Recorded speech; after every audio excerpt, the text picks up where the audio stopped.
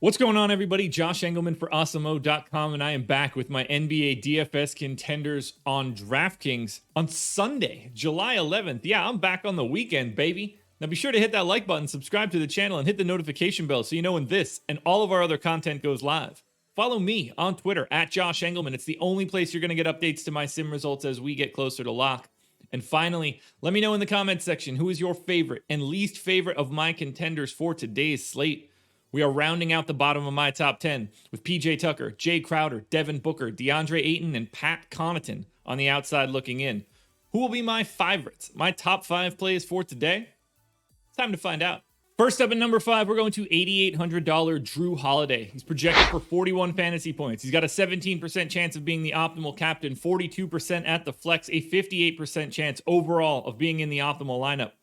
It's got to get better eventually, right? 41 minutes for Jrue Holiday, neutral usage, 19 points, almost 8 assists, 5 boards, 2.5 stocks. At some point in time, these shots just have to start falling for Jrue Holiday, right? Right? That's my assumption. He's going to play 40 minutes or more today. They are going to rely on his defense quite a bit on Chris Paul. That's just going to have to happen.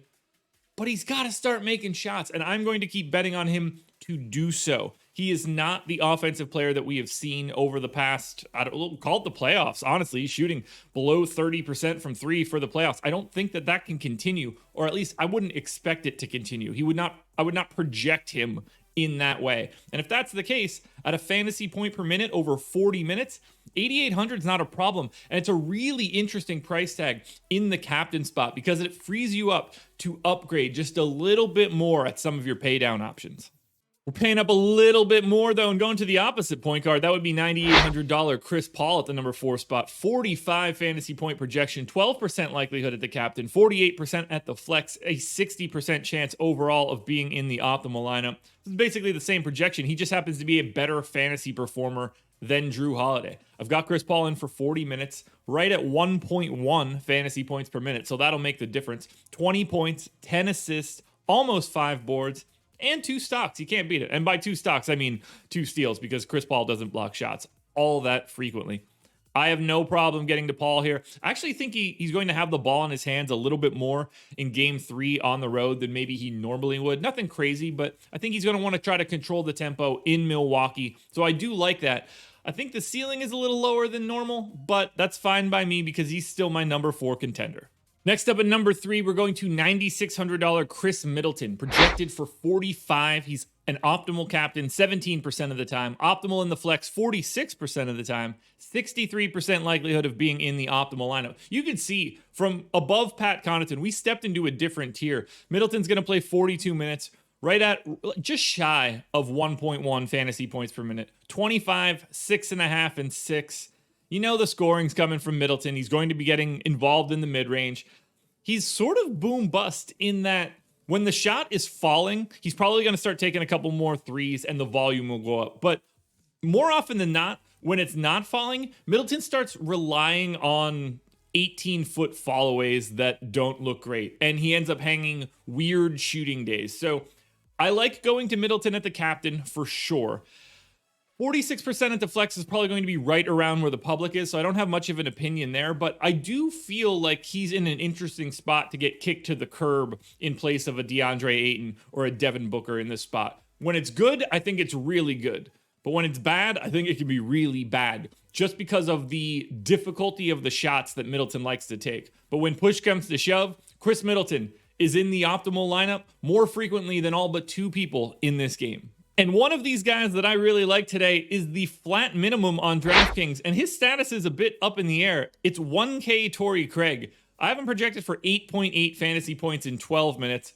You're not playing him at the captain, but I have him as a 71% likelihood of being the optimal in the flex. Now, you could probably take a little bit of some other 1% guys and slot them into this same Torrey Craig role. And obviously, if Torrey Craig doesn't play today, very different story. I assume that he is able to play. That's why he's in here. 0.7 fantasy points per minute, 4 points, 2 boards. Maybe you get 1 or 2 other stats. You don't really need all that much. If he gets the double digits in fantasy points, it's great. You just sort of need that last spot in lineups, and you see it a lot. I think it was game 1, but I could be thinking of the Eastern or Western Conference Finals towards the end of the series, where we had 1 or 2 spots where the optimal lineup had full-on punts that didn't even play in the game. This is sort of the same scenario. You could just as easily get to a 1K Torrey Craig as you can some other 1K guy that might fill in his role. If this happens, I don't know if that's like a Langston Galloway or a Javon Carter. Someone's going to pick up a couple extra minutes for Torrey Craig if they try to go big with the Jay Crowder at the 5 lineup. Or it's potentially Kaminsky, who the hell knows. But I do like the idea of paying all the way down for a roster spot, given how expensive it is to get to Middleton, Paul, Drew, Ayton, Booker, and the obvious number 1, which is Giannis. So keep your eye on the status of Torrey Craig. Keep your eye on the minutes. But if Torrey Craig is available for this game, I really like him as a paydown flex option. Now, before we get to that number 1 contender, one last reminder to hit that like button, subscribe to the channel, and hit the notification bell so you know when everything goes live. Then head on over to Twitter and follow me at Josh Engleman. It is the only place you'll find updates to my sim results as we get closer to lock. Finally, comment section underneath this video. I need your favorite contender, your least favorite contender, and the guy that you thought should be on this list that you didn't see. Not much to say here. The unquestioned number 1 contender, Giannis Antetokounmpo, projected for 60.5 fantasy points at 11,800. He's the optimal captain 31% of the time, optimal in the flex 51% of the time, an 82% chance of being in the optimal overall. He played big minutes in game 2, so I assume he can do that, especially with the extra day of rest. So 40 minutes, 1.5 fantasy points per minute, 32, 12, and 6 as just a baseline with 2.5 stocks. I have nothing to add. If Giannis Antetokounmpo plays 40 minutes, he's in the optimal lineup. There's basically no chance that's like, it could be anything else. If he gets the playing time, he will be in the optimal lineup. He does too much in all facets of the game. Don't overthink it. Keep your eye on the ownership and all, but don't overthink it. He's the best play today. Alrighty, folks, that will do it. Those are my NBA DFS contenders for DraftKings on Sunday, July 11th. FanDuel version of this video is around here somewhere. Check that out. Strategy show, 10 a.m. Myself and Aton breaking it all down. Plus, we'll have live before lock type shows as we get closer to lock.